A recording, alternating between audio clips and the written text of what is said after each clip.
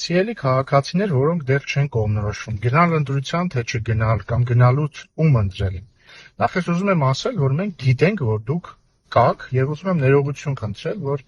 մինչ այս պահը չենք կարողացել ձեզ համոզել, որ ձեր մոտ այդ հարցը չառաջանա եւ գնաք հանգիստ ընտրեք քաղաքացիական պայմանագրեր։ Ուզում եմ ասել նաեւ, որ հասկանում եմ ձեզ, որ գուցե մեկի դուր չի գալիս, ասենք, չգիտեմ, ձեր քաղաքի կառավարումը,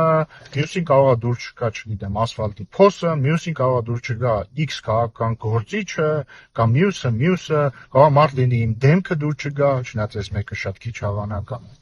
Բայց ես ինչ եմ ձեզ ուզում ասել։ Ես կարծում եմ, որ դուք կողմնորոշվելու համար պետք է պատասխանեք 3 հարցի, 3 հարց։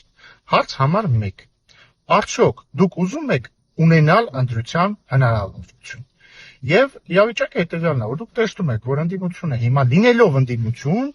ընտրակաշառք է բաժանում։ Եվ դուք վստահաբար ձեզից շատերը հիշում են նախորդ տարիները, իրենց իշխանության տարիները, երբ որ ընտրությունները անդադ կեղծվում են։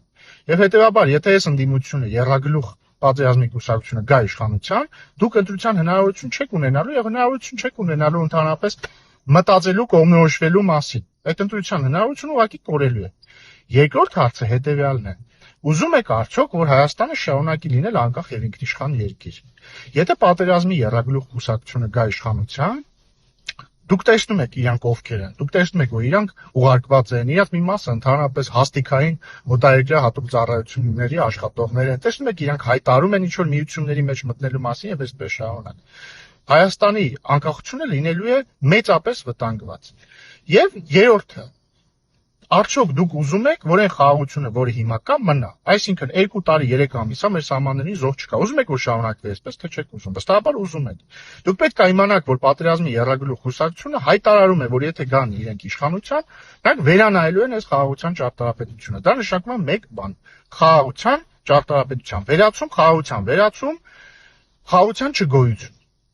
Եվ հետևաբար, ժողովուրդ ջան, ես կարծում եմ այս 3 հարցերի պատասխանը, եթե 3-ին էլ այո է, որ այո ուզում ենք, որ ունենանք ընտրության հնարավորություն, այո ուզում ենք, որ Հայաստանը շարունակի լինել